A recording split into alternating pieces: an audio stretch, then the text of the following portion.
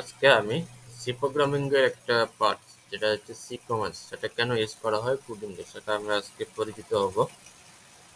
শুরু করি।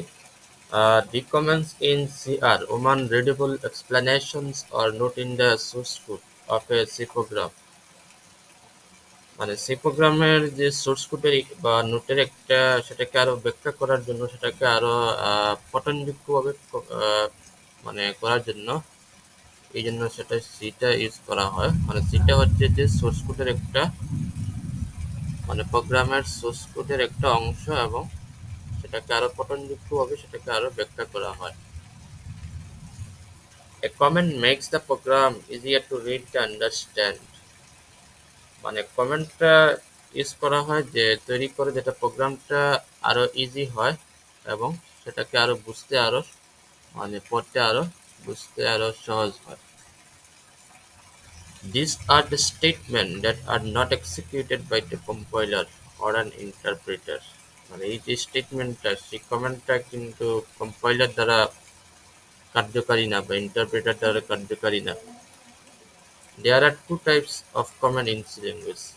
আর কমেন্টসটা দুই ধরনের, একটা হচ্ছে সিঙ্গল লাইন কমেন্ট আর একটা হচ্ছে মাল্টি লাইন কমেন্ট।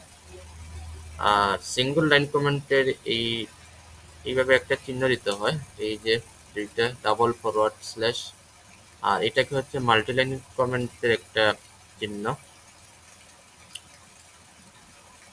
বেশিরভাগ যে সিঙ্গল লাইন কমেন্টটা ইউজ করা হয়, মাল্টি লাইন কমেন্টটা তেমন একটা মানে দেখা যায় না প্রোগ্রামে, বাট সিঙ্গল লাইন কমেন্টটা বেশি ইউজ করা হয়। A single line command and C starts with double forward slash। একটা double forward slash, it extends till the end of the line।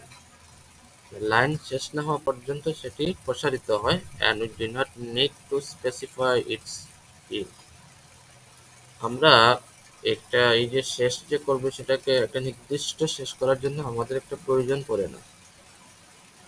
এই যে সিঙ্গল লাইন কমেন্টের একটা এইভাবে একটা ডাবল ফরওয়ার্ড স্ল্যাশ দিয়ে এখানে একটা কমেন্ট দেওয়া থাকবে। যেমন আমি কোনো একটা প্রোগ্রাম যদি আউটপুট যদি বার করতে যাই তাহলে এইভাবে একটা সিঙ্গল লাইন কমান্ড দিয়ে আউটপুটটা, যেমন ইন্টিজারের একটা আউটপুট বার করবো তাহলে সিঙ্গল লাইন কমান্ড দিয়ে আমি বলবো আউটপুটটা ইন্টিজার বা আউটপুট বা ফ্লট, আউটপুট বা ডাবল, এইরকম। তাহলে আজকে এই পর্যন্ত শেষ, আশা করি আমি বোঝাতে পারলাম।